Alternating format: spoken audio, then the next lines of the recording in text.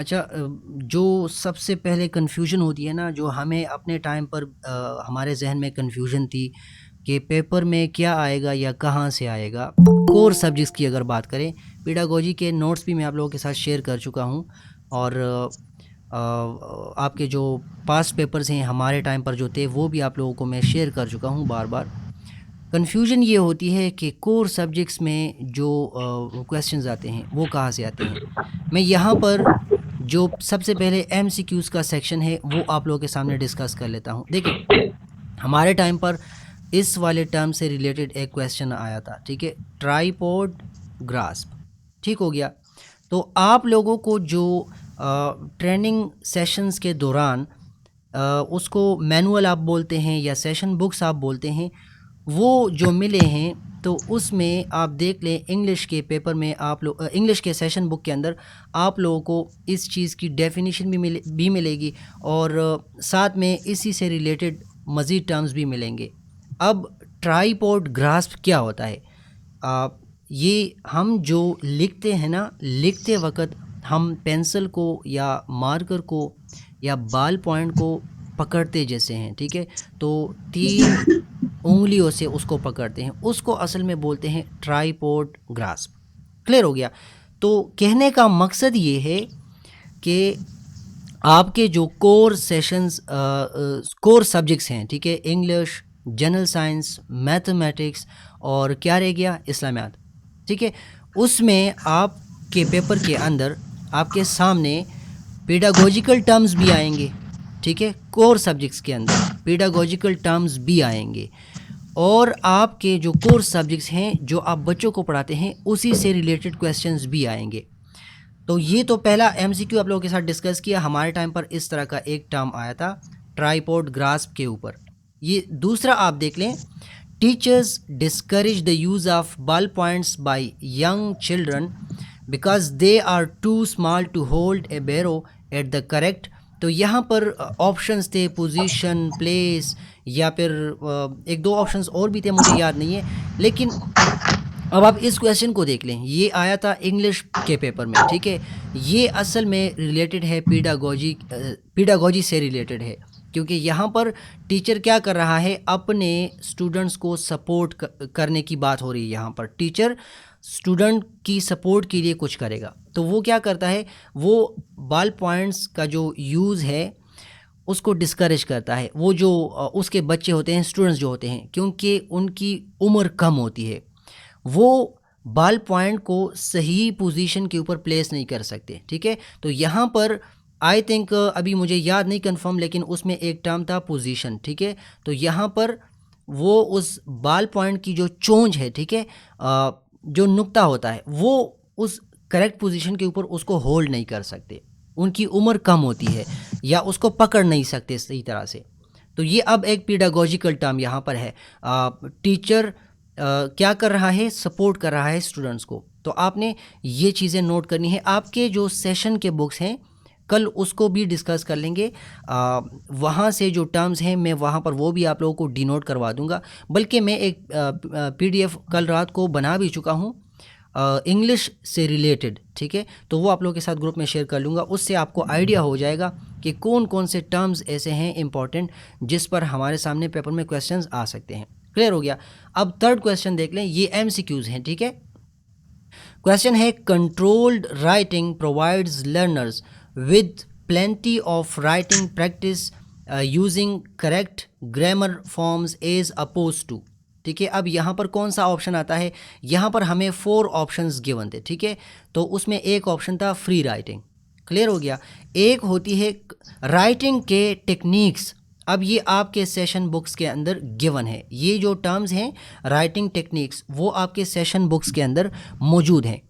एक होती है कंट्रोल्ड राइटिंग, एक होती है गाइडेड राइटिंग, एक होती है फ्री राइटिंग।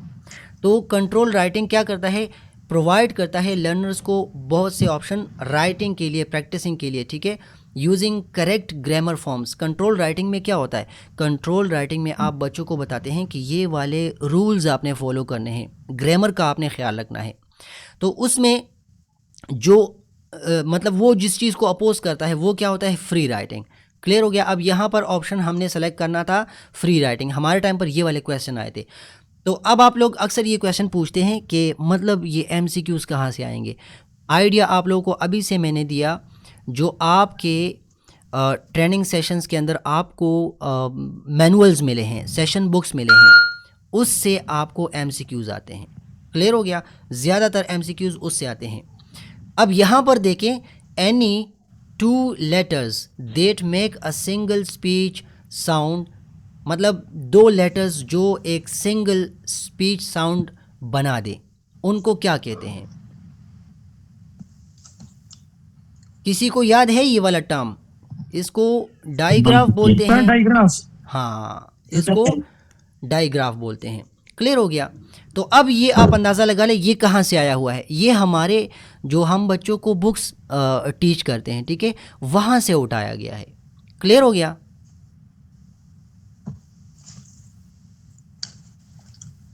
अच्छा, इसी तरह ये क्वेश्चन नंबर 5 देख लें। Leaf is to tree as petal is to flower, this is an example of what. यहाँ पर ऑप्शंस थे, जहाँ तक मुझे याद है, फिगरेटिव लैंग्वेज या सिमिली या मेटाफर या पर्सोनिफिकेशन, ये वाले टर्म्स आए थे।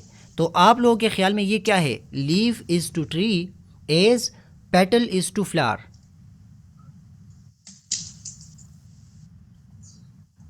क्या ये एनोलॉजी है? ये सिमिली है सर, सिमिली नहीं है ये। सिमिली या फिर एनोलॉजी? चलें आप लोग इस पर थोड़ा सा डिस्कस कर लें इस चीज़ को।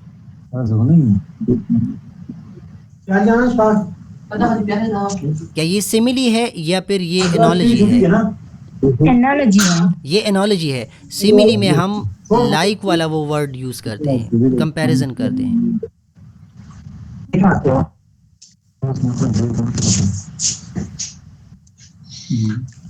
क्लियर हो गया। तो ये अब सिमिली, एनोलॉजी और ये जो फिगरेटिव टर्म्स हैं, ठीक है, जो हम पोइट्री में यूज़ करते हैं। हाँ,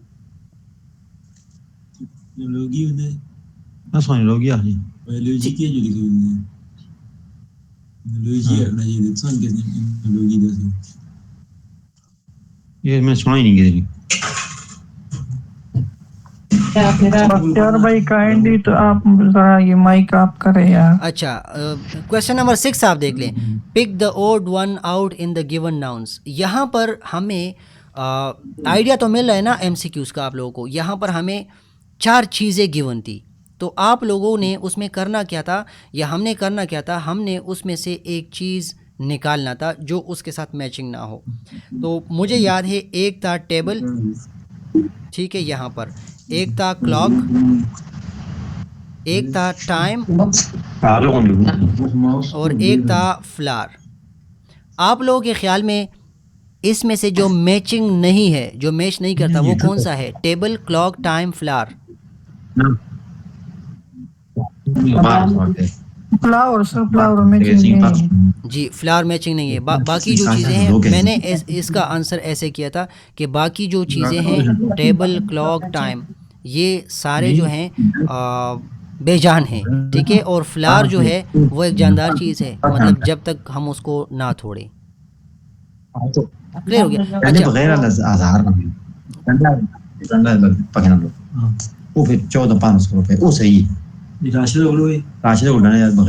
बख्तियार भाई, ये माइक्रोफोन आप बंद कीजिए।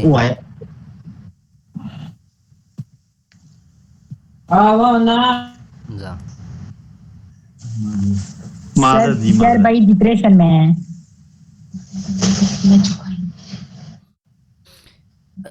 अच्छा, अल्लाह अकबर।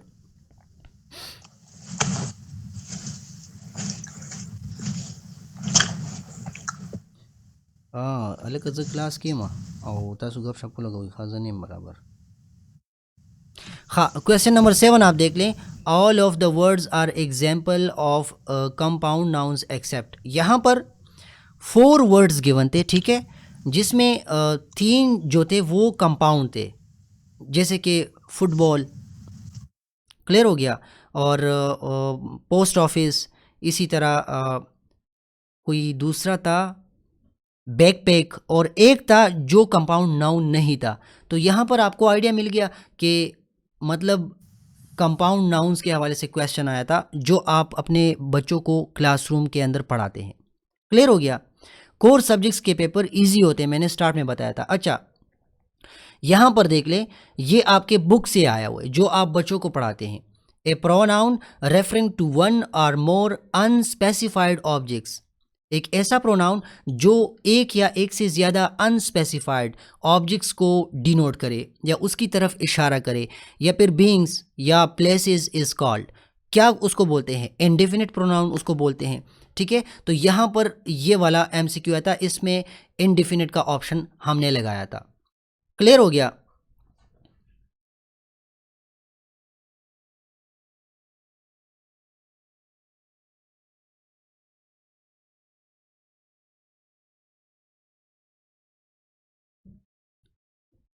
अच्छा, इसका मतलब ये नहीं है सिर्फ कि आप लोग यहाँ पर मुझे सुने, मुझे बर्दाश्त करें।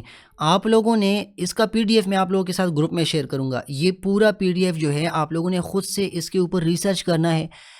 इसके ज़रिए यहाँ से पॉइंट्स उठाकर इसके नोट्स बनाने हैं। ऐसे करेंगे तो ही आपकी याददाश्त होगी, आप याद कर सकेंगे। ठीक है। अच्छा, ये क्वेश्चन नंबर 9 देख ले। A simile is a dash statement using connecting words for comparing two different things. यहाँ पर सिमिली के हवाले से क्वेश्चन है, और यहाँ पर जो ऑप्शंस थे कि क्या ये सिमिली जो है कंपैरेटिव लैंग्वेज है या कंपैरेटिव स्टेटमेंट है या कंपैरेटिव स्टेटमेंट है। फिगरेटिव स्टेटमेंट है, या एक दो ऑप्शंस और भी थे। ठीक है, सिमिली क्या करता है? ये कंपैरिजन करता है दो चीज़ों का with the use of like, ठीक है, या एज।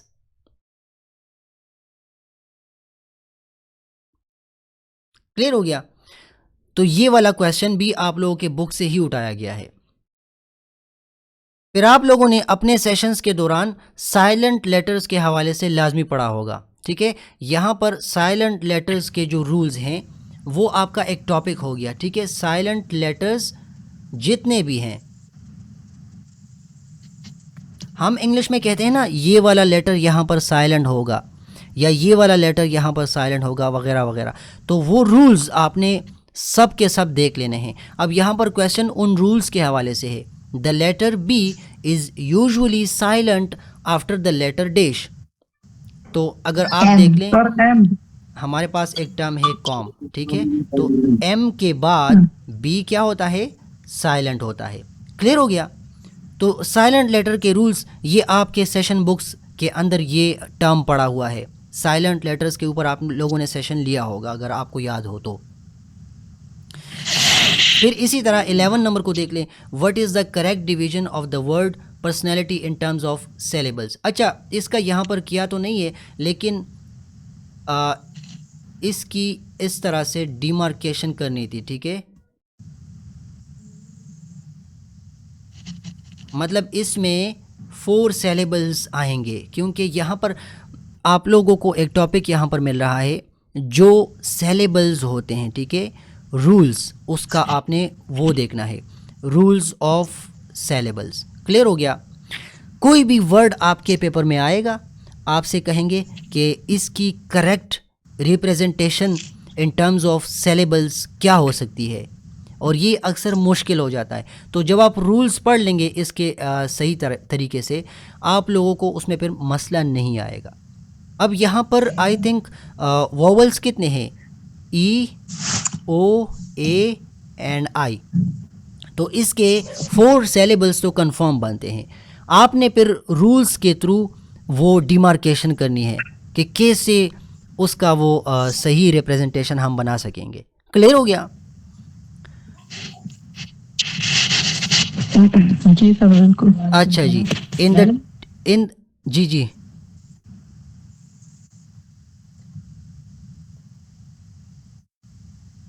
हेलो,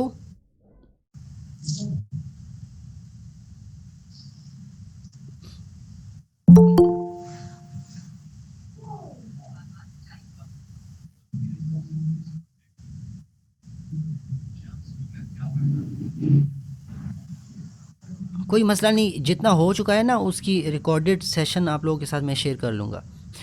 अच्छा, क्वेश्चन नंबर 12, ठीक है।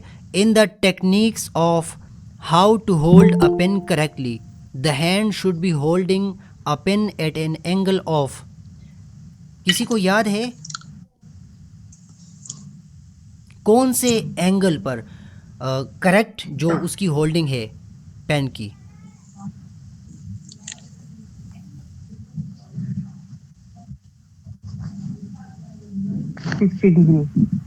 क्या 60?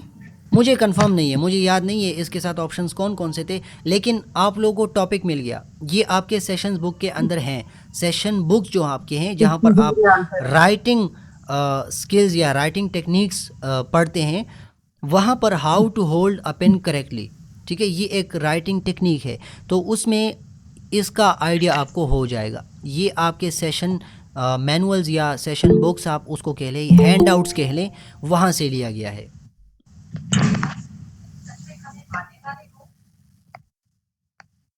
Is it clear? क्लियर हो गया ना? अच्छा, क्वेश्चन नंबर 13 को देख लें। When two or more consonants appear together, the combination of the two sounds with each consonant makes it makes with each consonant makes is called a consonant dash. जब दो या दो से ज़्यादा कॉन्सोनेंट्स एक साथ अपेयर हो जाएं, ठीक है, तो वो जो साउंड प्रोवाइड करते हैं या प्रोड्यूस करते हैं उसको क्या बोलते हैं? Consonant cluster. ब्लेंड या क्लस्टर, मुझे याद नहीं है कंफर्म। क्लियर हो गया? तो कॉन्सोनेंट के हवाले से आपने लाजमी अब पढ़ना है, पॉइंट यहां पर ये है।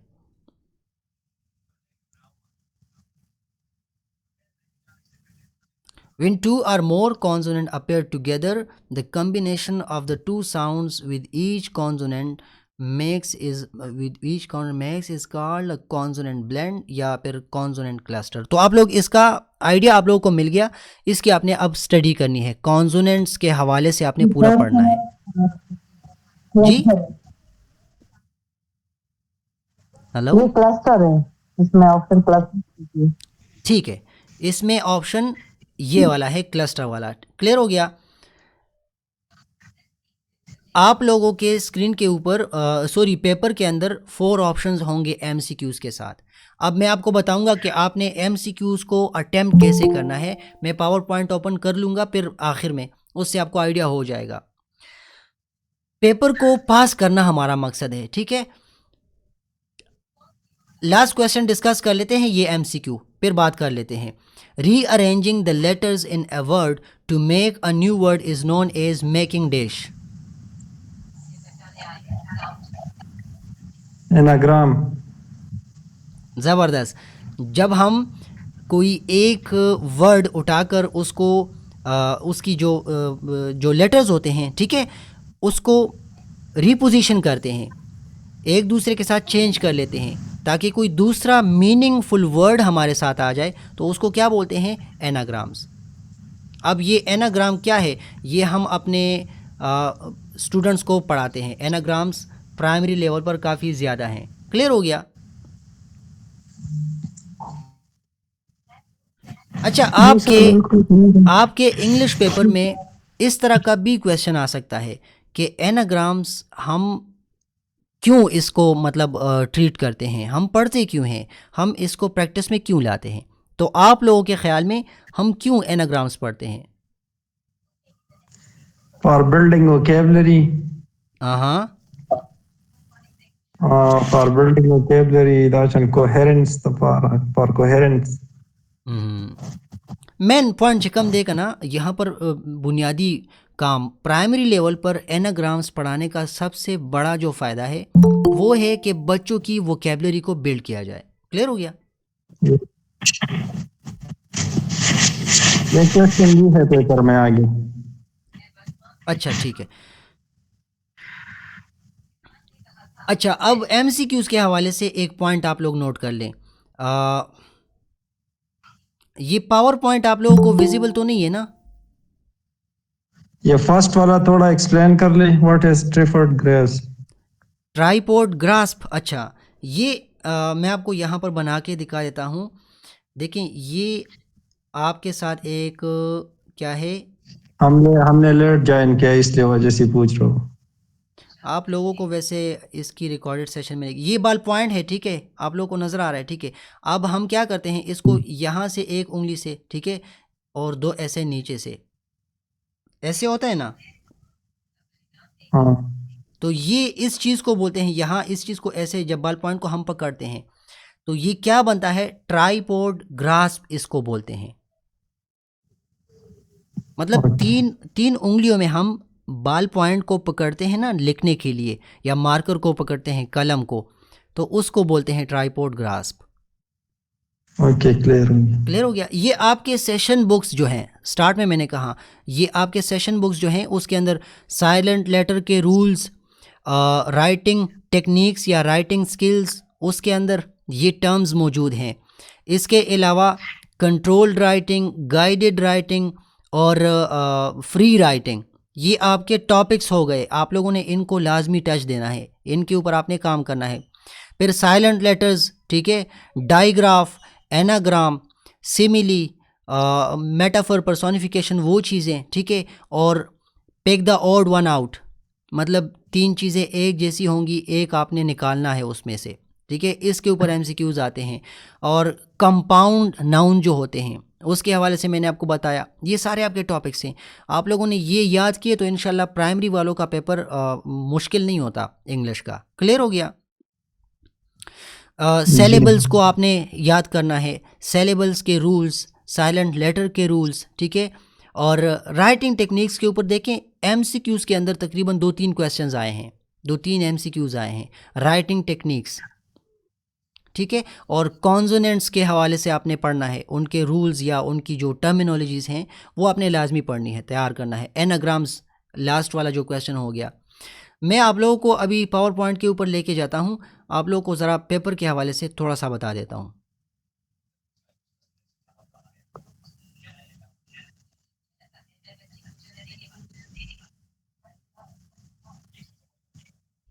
अच्छा, ये पावर पॉइंट का स्क्रीन आप लोगों को विजिबल है ना?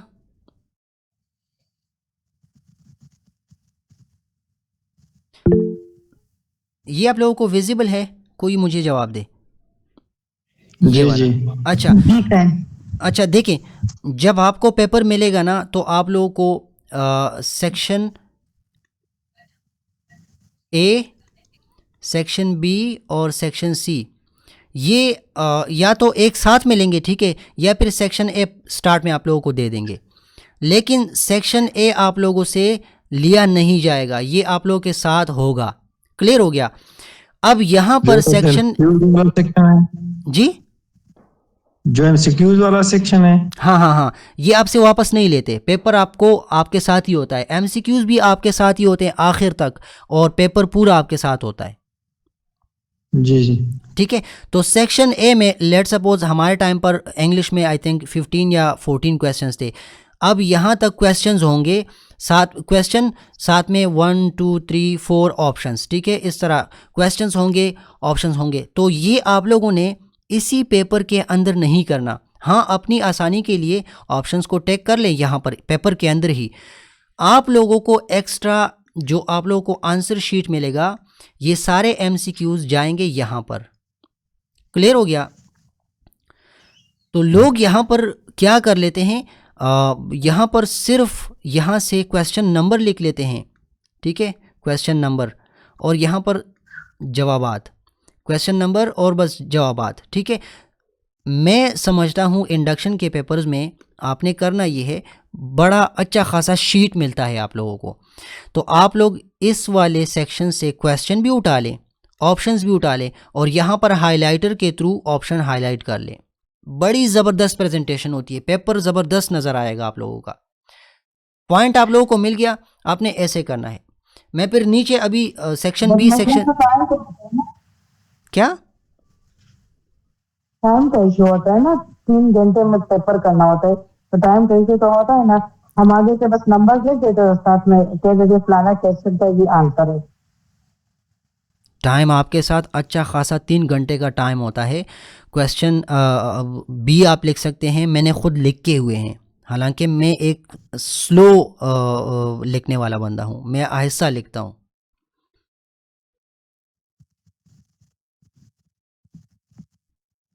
क्लियर हो गया? चलो सर, हाँ ठीक है। क्या? चलो सर, हम ट्राई करेंगे इस बार।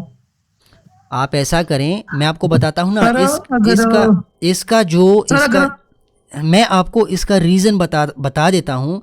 रीज़न ये है कि बहुत से लोग यहाँ पर क्या कर लेते हैं, यहाँ पर सिर्फ और सिर्फ जवाबात लिख लेते हैं। कोई मसला नहीं, वो भी ठीक है, लेकिन जब आप यहाँ पर सेक्शन बी स्टार्ट कर लेंगे, ठीक है, सेक्शन बी जब आप लोगों का यहाँ पे स्टार्ट होगा, तो बहुत से लोग यहाँ पर ये गलती करते हैं कि शीट अच्छा खासा बड़ा शीट होता है। एक्स्ट्रा शीट लेने की आपको ज़रूरत नहीं है, ये मैं आपको आइडिया दूंगा, मशवरा दूंगा, ना ले। एक्स्ट्रा शीट की कोई ज़रूरत नहीं है। एक्स्ट्रा शीट वालों को सबसे कम नंबर में लेते।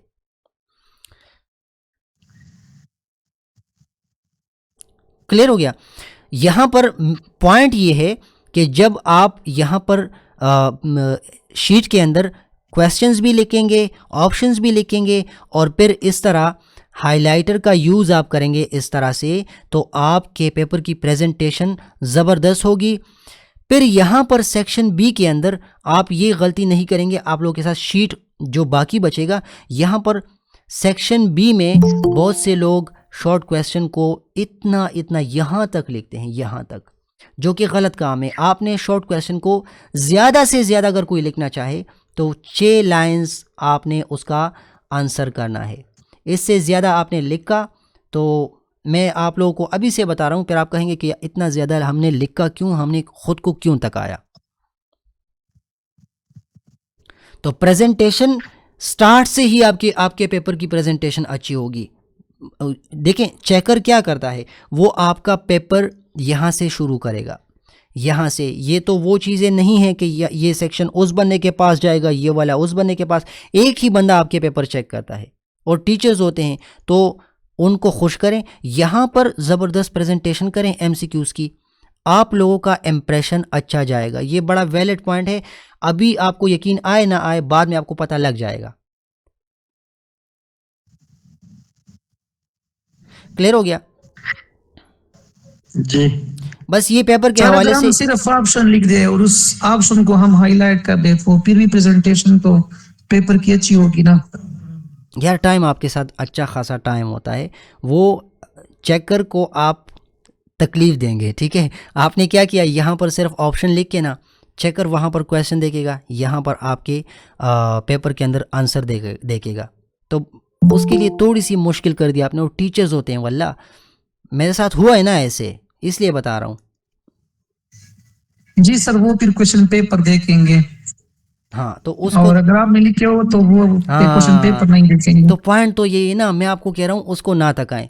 मैंने क्या किया था, मैंने सेक्शन ए के अंदर डायरेक्टली आंसर लिखे थे, ऐसे सीरियल में सारे आंसर लिखे थे, ठीक। मैंने ठीक किया ना अपनी तरफ से। फिर यहाँ पर सेक्शन बी के अंदर मैंने क्या गलती की थी, सेक्शन वो भी हम टच करते हैं ना पेपर। क्या? हमारी जो क्वेश्चन पेपर होते हैं वो भी आंसर शीट के साथ हम उसको टच करते हैं ना, तो आगे से यही मसला पे होगा कि नहीं, ऊपर से पढ़ा होगा ना क्वेश्चन पेपर। पढ़ा नहीं होगा, क्वेश्चन पेपर तो आपके साथ आपके घर आएगा। एमसीक्यूज़ भी आप घर लेके आएंगे और पेपर भी आप घर लेके आएंगे, वो आपको आपके हाथ में होता है। आपने सिर्फ आंसर शीट उनको देना है बस।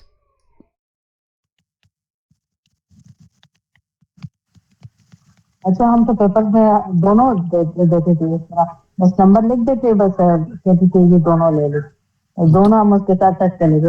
हमने हमेशा इसी तरह पेपर दी है, वो चाहे वो वो बीए के हो चाहे वो आपसे सिर्फ आंसर शीट एक्सेप्ट करेंगे, सिर्फ आंसर शीट, पेपर आपसे नहीं लेंगे, ये मैं आपको बता रहा हूँ, ठीक है।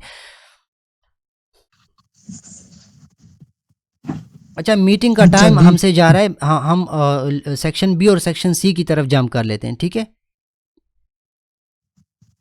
ठीक है सर, ठीक है समझ।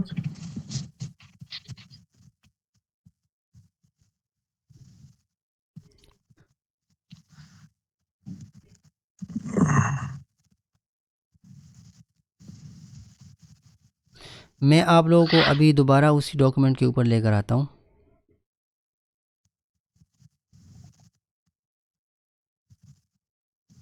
अच्छा, अब इसमें आप लोगों ने क्या करना है, ये वाला सेक्शन आप लोगों ने देखना है, सेक्शन बी, ठीक है। यहाँ पर पहला क्वेश्चन क्या है, आप लोगों को टॉपिक्स यहाँ पर मिल रहे हैं। Define the 3 letters that occur together but produce a single sound, give at least 3 examples। ठीक है, ये क्वेश्चन आप लोगों के जो आप बच्चों को बुक्स पढ़ाते हैं वहां से आया हुआ है। 3 लेटर्स वाला है, क्या, ट्राईग्राफ वाला है, ट्राईग्राफ हाँ। वाला है। हाँ, ट्राईग्राफ वाला है, ठीक है, ये क्वेश्चन हो गया। अब नीचे मैं इनके आंसर्स भी आप लोगों को दिखाता हूँ।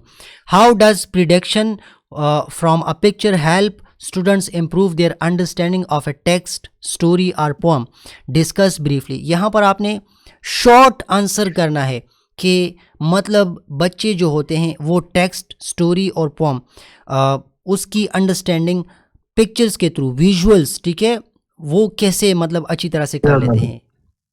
क्लियर हो गया, अपनी तैयारी या फिर अंडरस्टैंड करना अच्छे तरीके से वो क्यों करते हैं। तो ये आप लोगों के सेशन बुक्स के अंदर ये चीज़ पड़ी हुई है। ये वाला क्वेश्चन आप लोगों के सेशन बुक्स के अंदर है, मैनुअल्स के अंदर। क्लियर हो गया, आंसर नीचे आएंगे, क्लियर, कोई मसला नहीं है। अच्छा, ये एक टेक्निक है यहाँ पर, क्वेश्चन नंबर 4 में आप देख लें। How can skimming and scanning be helpful to students in reading. Reading में स्किमिंग एंड स्कैनिंग ये जो टेक्निक है ये कैसे हेल्पफुल है स्टूडेंट्स के लिए। अब ये कहाँ पर है, ये आप लोगों के जो हैंड आउट्स हैं या सेशन बुक्स हैं वहाँ पर भी है, या फिर आप लोगों के प्राइमरी लेवल के बुक्स जो होते हैं वहाँ पर भी है, लेकिन उसको अक्सर हम इग्नोर कर लेते हैं। बुक्स के अंदर भी ये स्किमिंग एंड स्कैनिंग की टेक्निक है। ऑप्शन आंसर के ऊपर आएंगे फिर ये और भी आप लोगों को इजी हो जाएगा। अच्छा, क्वेश्चन नंबर 5 है, brainstorming is used as a problem solving technique, discuss. यहाँ पर ये ब्रेनस्टॉर्मिंग का टर्म आप लोगों ने सेशंस के दौरान बहुत ज़्यादा सुना होगा। ये एक प्रॉब्लम सॉल्विंग टेक्निक है, इसके ऊपर डिस्कशन करनी है आपने, ठीक है। ये इंग्लिश के पेपर का क्वेश्चन है। फिर what is the function of A topic sentence in paragraph. Topic sentence, यहाँ पर आप लोगों को आपने ये चीज़ नोट करनी है कि पैराग्राफ के अंदर या फिर जब हम राइटिंग करते हैं, ठीक है, फॉर्मल राइटिंग उसको बोलते हैं वगैरह वगैरह, उसके अंदर टॉपिक सेंटेंस, ठीक है, या थीसिस स्टेटमेंट या स्टेटमेंट ऑफ थीसिस या टॉपिक सेंटेंस, उसका फंक्शन क्या है। तो आपने ये सारे टर्म्स थोड़े से याद करने हैं, देखना है उनको, और ये चीज़ आप लोगों के सेशन बुक्स के अंदर है, हैंड आउट्स के अंदर है, ये मौजूद है वहाँ पे।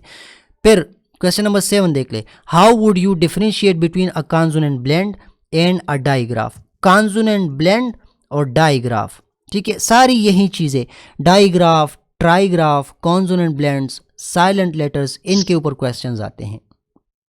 फिर what are the ways to make polite request in oral communication while speaking English.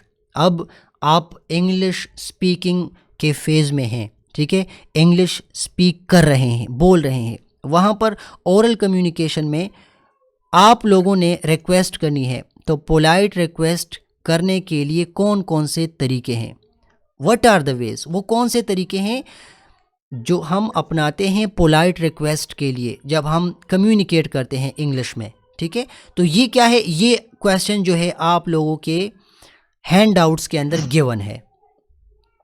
Clear हो गया, और आंसर अब इसके बाद डिस्कस कर लेंगे। फिर what are the benefits of teaching anagrams to students, ये वाला ऊपर जो हमने MCQ डिस्कस किया, एनाग्राम हम जब बच्चों को पढ़ाते हैं तो उसके बेनिफिट्स कौन कौन से हैं, ठीक है। एनाग्राम्स के बेनिफिट्स के ऊपर आपने 4 या 5 लाइंस लिखने हैं, ज़्यादा नहीं। मैं आप लोगों को पहले भी बता चुका हूँ, अभी भी जो लोग नए हैं, शॉर्ट क्वेश्चंस हैं ये वाला सेक्शन, ये आप लोगों का शॉर्ट क्वेश्चंस होते हैं, ठीक है। क्या होते हैं, शॉर्ट क्वेश्चंस होते हैं, 4 या 5, या जो बंदा बहुत ज़्यादा तगड़ा होगा 6 लाइन का आंसर करे, ज़्यादा नहीं, वरना मेरी तरह पछताएंगे, ठीक है। मतलब पछताना और कुछ नहीं, आप कहेंगे कि यार इतना ज़्यादा लिखा था, फ़ायदा ही नहीं हुआ, मुझे मार्क्स ही नहीं मिले। मुझसे आगे एक बंदा बैठा था, कुलीग है, मेरे स्कूल में ही है, उसने शॉर्ट क्वेश्चन के 3-3 4-4 लाइन आंसर लिखे थे और लॉन्ग क्वेश्चन के 6-7-8 इस तरह, और सबसे ज़्यादा मार्क्स उसी के हैं। अच्छा, फिर लास्ट वाला क्वेश्चन देख लें, differentiate with examples between regular and irregular verbs. Regular verbs और इर्रेगुलर वर्ब्स, अब ये बच्चों वाला क्वेश्चन है, ठीक है। तो एक तो आपने ये भी ख्याल करना है कि इसमें आपको कहते हैं कि फॉर एग्जांपल ये अगर 10 क्वेश्चंस है तो इसमें आप लोग 6 कर लें या 8 कर लें, तो पहले सबसे पहले उसमें आसान आसान क्वेश्चन हाईलाइट कर लें पेपर के अंदर कि ये वाले इजी हैं, पहले इनको कर लेता हूँ। क्लियर हो गया? ठीक है सर, बिल्कुल क्लियर हो गया। अच्छा जी, किधर गया वो सेक्शन सी?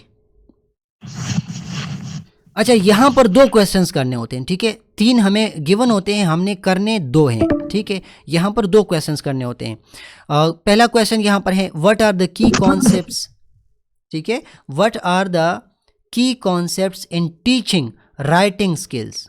जब आप बच्चों को राइटिंग स्किल्स टीच करते हैं तो उसके की कॉन्सेप्ट्स कौन कौन से हैं, उसको आपने एक्सप्लेन करना है। Elaborate each concept with example. Clear हो गया? फिर जल्दी क्वेश्चन का पढ़ लेते हैं, आंसर के ऊपर जाते हैं। Discuss in detail the 4 basic types of sentence with relevant example. यहाँ पर सेंटेंस के टाइप्स के ऊपर हमने डिस्कशन करनी है, लिखना है हमने, ठीक है। और फिर 4 बेसिक टाइप्स जो हैं सेंटेंस के, वो हमने लिखने हैं।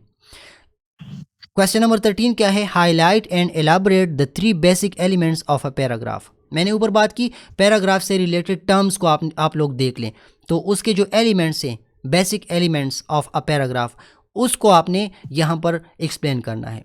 फिर ऑप्शन क्वेश्चन बी इसमें है, पार्ट बी, ठीक है। Keeping in view the elements, right a unified paragraph of about 100 words on the topic Peshawar a historical place. ये हमारे हिस्टोरिकल सिटी, ये हमारे टाइम पर आया था, जो कि मैंने नहीं किया था, मैंने ऊपर वाले ये वाला किया था और ये वाला किया था। क्लियर हो गया? तो ये क्वेश्चंस थे, अब इनके आंसर्स मैं आप लोगों को दिखा देता हूँ। और ये बता दें ये कितने ऐसे याद करें? ऐसे के ऊपर नहीं आता ना, बस यहाँ पर क्या है, इसी तरह इसी से रिलेटेड एक क्वेश्चन आएगा, पैराग्राफ के ऊपर एक क्वेश्चन आएगा और आपको कहेंगे कि चलो एक शॉर्ट सा पैराग्राफ लिख लो, 100 वर्ड्स का पैराग्राफ, अ हिस्टोरिकल सिटी। मैं आपको मशवरा दूंगा, इस तरह का क्वेश्चन अगर ऑप्शन में आपको मिले तो उसको छोड़ दें, ठीक है। इसमें राइट चेकर जो है वो तंग हो जाता है। चेकर को तंग नहीं करना भाई, वो भी हमारी तरह टीचर्स होते हैं। आप खुद सोचते हैं अगर आप ये पेपर चेक करेंगे तो तंग होंगे या नहीं होंगे?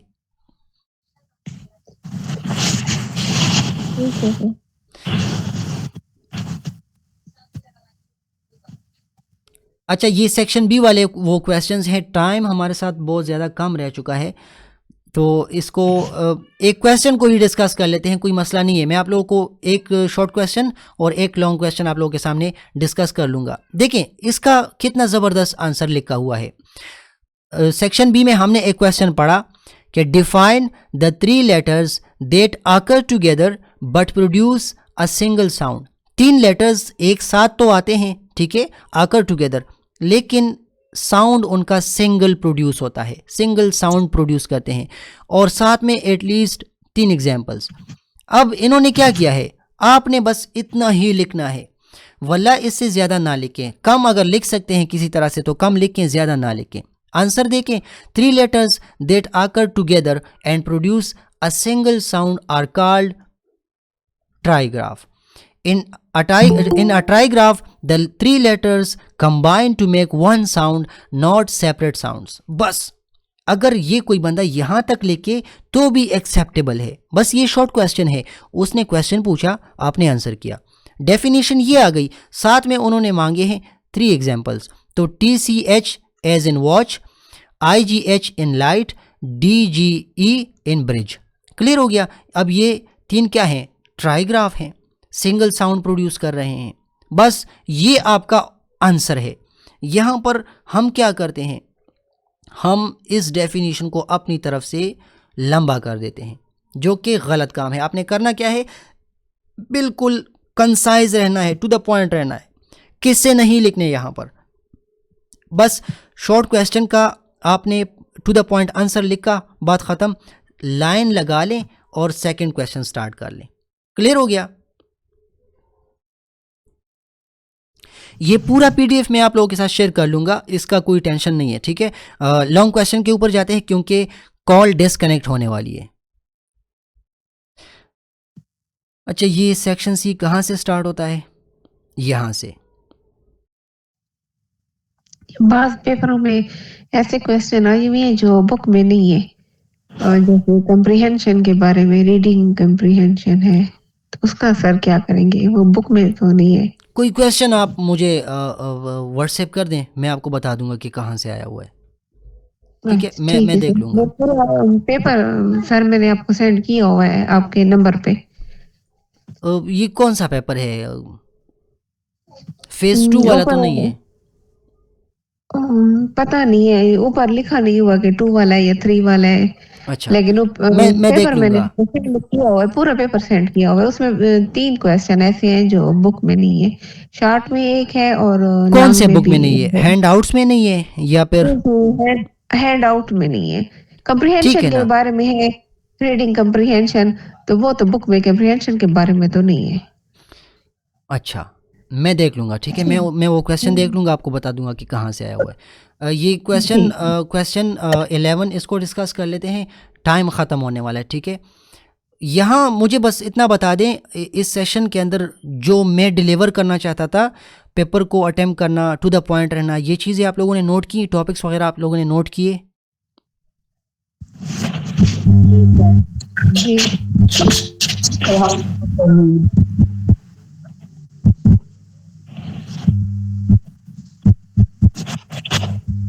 अच्छा, अब ये देखें, ये सेक्शन सी जो होता है ना, ये लॉन्ग क्वेश्चन का होता है, तो इसका बहुत शॉर्ट आपने नहीं रहना, थोड़ा सा मॉडरेट रहना है। बहुत ज़्यादा लॉन्ग भी नहीं लिखना, बहुत ज़्यादा शॉर्ट भी नहीं लिखना, दरमियाने हद तक लाजमी जाएं। देखिए यहाँ पर है, what are the key concepts in teaching writing skills. Writing skills जब हम टीच करते हैं तो कौन कौन से की कॉन्सेप्ट्स होते हैं, हर एक के साथ, मतलब जो कॉन्सेप्ट आपने एक्सप्लेन किया उसका एक एग्जाम्पल साथ में लिखना है, ठीक है। टू द पॉइंट यहाँ पर देखें, the key concepts in teaching writing skills include, सबसे पहला हैंड राइटिंग, दूसरा स्पेलिंग, ग्रामर, ठीक है। जब हम राइटिंग स्किल्स का टॉपिक डिस्कस करते हैं तो उसमें हमारे सामने यही चीज़ें होंगी। हैंड राइटिंग के हवाले से हम बात करेंगे, स्पेलिंग्स के हवाले से बात करेंगे, ग्रामर के हवाले से बात करेंगे, वोकैबुलरी और ऑर्गेनाइजेशन के हवाले से बात करेंगे। अब देखिए, हैंड राइटिंग पहला पॉइंट मैंने लिखा कि ये की कॉन्सेप्ट है, तो उसकी डेफिनेशन लिखी, teaching correct letter formation and spacing. Handwriting एक ऐसा कॉन्सेप्ट है जिसमें हमने क्या पढ़ाना है बच्चों को कि लेटर करेक्शन, ठीक है, इसके ऊपर हमारा फोकस जाएगा, ठीक है। करेक्ट लेटर फॉर्मेशन, फिर स्पेसिंग, ये एक कॉन्सेप्ट है जब हम राइटिंग स्किल्स का टॉपिक टीच करते हैं। क्लियर हो गया? एग्जाम्पल क्या है, प्रैक्टिसिंग कर्सिव या फिर प्रिंट राइटिंग। तो इसके लिए हम क्या करते हैं, हम बच्चों को हैंड राइटिंग के स्किल्स के ऊपर वहाँ पर उनको पढ़ाते हैं, उनको पॉइंट्स देते हैं, उनको गाइड करते हैं, ठीक है। ये इसका एग्जाम्पल हो गया।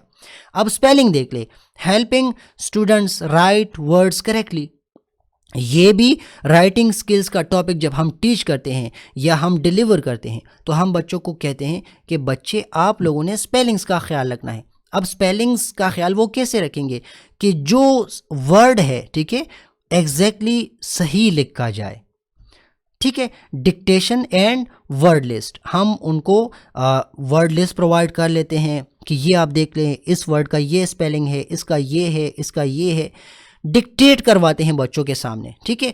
ये एक की कॉन्सेप्ट है। तो यहाँ पर हो क्या रहा है, देखिए, जो कॉन्सेप्ट्स हैं, वन लाइन उसकी एलाबोरेशन या एक्सप्लेनेशन और साथ में एक छोटा सा एग्जाम्पल, फिर वन लाइन उसकी एक्सप्लेनेशन दूसरे कॉन्सेप्ट की और एक छोटा सा एग्जाम्पल। इसी तरह ग्रामर, यहाँ पर ग्रामर में हम क्या करते हैं, टीचिंग सेंटेंस स्ट्रक्चर। ग्रामर का मेन फोकस ये होता है कि सेंटेंस स्ट्रक्चर सही हो जाए, सेंटेंसेस ठीक हो जाएं एंड करेक्ट उनका यूज़ किया जाए, करेक्ट यूजेज, ठीक है। एग्जाम्पल्स आप देख लें, एक एग्जाम्पल ही देना है, सब्जेक्ट वर्ब एग्रीमेंट एक्सरसाइजेस, ठीक है। तो यहाँ पर लॉन्ग क्वेश्चन ज़्यादा से ज़्यादा 9 या फिर 10 लाइंस तक आ चुका है, ठीक है। 1 2 3 5 कॉन्सेप्ट्स हैं, की कॉन्सेप्ट्स, ठीक है, और साथ में 1 लाइन एक्सप्लेनेशन और एक छोटा सा एग्जाम्पल। लॉन्ग क्वेश्चन के अंदर बस आपने ये वाला काम करना है। क्लियर हो गया? बिल्कुल क्लियर हो गया सर। अच्छा, 6 मिनट्स हैं हमारे साथ, तो आज के लिए मेरे ख्याल में इतना ही काफ़ी था, ठीक है। जी जी सर, बिल्कुल सर। एक बात पूछनी थी। ये क्वेश्चन पेपर पे जो है ना 70 मार्क्स लिखे होते हैं, तो उसमें से पासिंग मार्क्स कितने होते हैं सर? किस चीज़ में? अच्छा, आप लोगों के साथ मैंने अपने टाइम का वो किया था, क्या था, मार्किंग पॉलिसी, मार्क्स पॉलिसी, उसका डॉक्यूमेंट मैंने आप लोगों के साथ कल शेयर किया था। उसमें ये था कि 40% आपने हर एक कंपोनेंट के अंदर, यानी 40% किसी पेपर में, 40% असेसमेंट में, 40% आपका जो प्रैक्टिकम है, ठीक है, उसमें, और एज अ होल इन सबको मिला के 50%। अच्छा सर। वो प्रैक्टिकल में से काउंटिंग मार्क्स है ना, और दूसरा वो असेसमेंट में भी मार्क्स हमने काउंट नहीं किया, लेकिन वो भी ज्यादा है। लेकिन वो फिर कुछ 70 का पेपर है, तो इसमें कितना परसेंटेज देना चाहिए पासिंग? आप थोड़ा सा क्लियर कर लें, मैं तो नहीं समझा आपने क्या कहा। हाँ सर, मैं ये कहना चाह रही हूँ कि हमने पीएचडी हो ना, तो पीएचडी में 15 मार्क्स जो उन्होंने पर सब्जेक्ट असिस्टेंट के लिए रखा था, और 15 मार्क्स उन्होंने रखा था और क्या कहते थे, बुल के, सॉरी, हाँ, प्रैक्टिकम के लिए। प्रैक्टिकम के मार्क्स हमें मिल गए, ऑनलाइन असेसमेंट का जो सर वो 20 मार्क्स पर सब्जेक्ट जो हम पर सॉरी असेसमेंट थे। लेकिन अभी हमें कहा जा रहा है कि 70 मार्क्स पेपर के है, तो उसमें पासिंग मार्क्स कितने होने चाहिए? आपके असेसमेंट्स किन किन सब्जेक्ट्स के हुए हैं?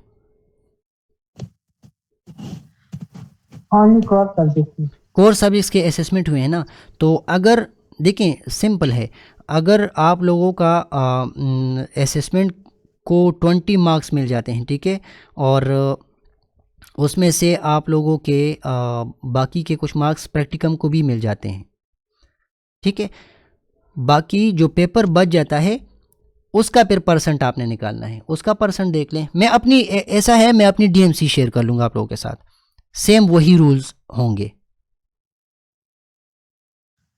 ठीक है सर, ये ठीक है। लेकिन स्टार्ट में मैंने कहा था ग्रुप वालों को कि आप लोगों के असेसमेंट आप लोगों से मिस ना हो, ठीक है, और जो लेसन प्लान, जो प्रैक्टिकम है, वो आप लोगों से मिस ना हो, क्योंकि उसके मार्क्स हैं वो डीएमसी में जाएंगे।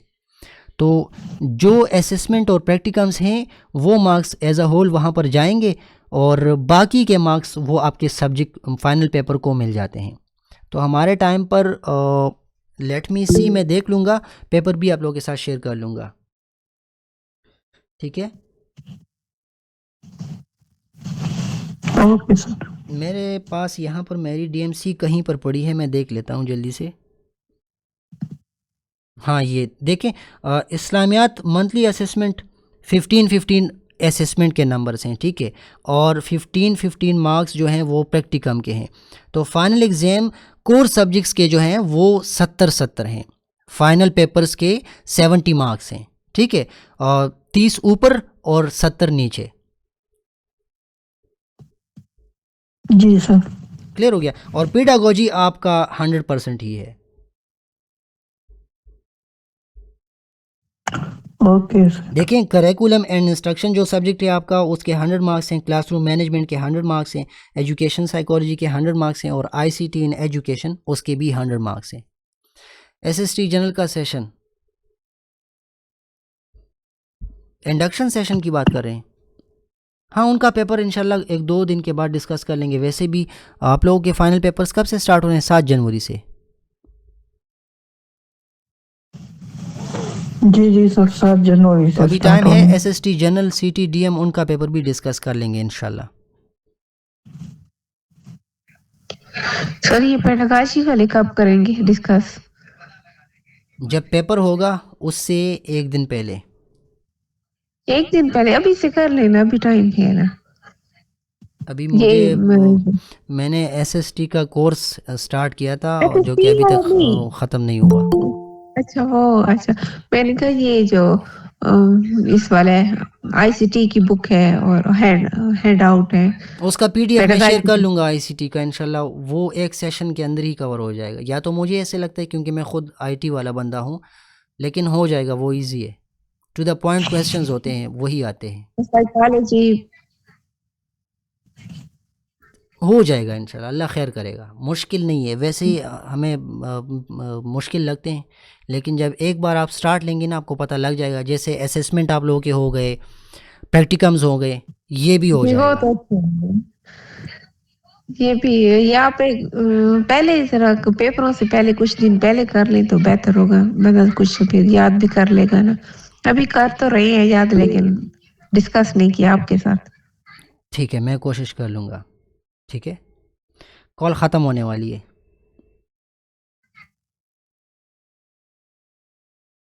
डिस्कस कर लेंगे इंशाल्लाह, कोई इशू नहीं है।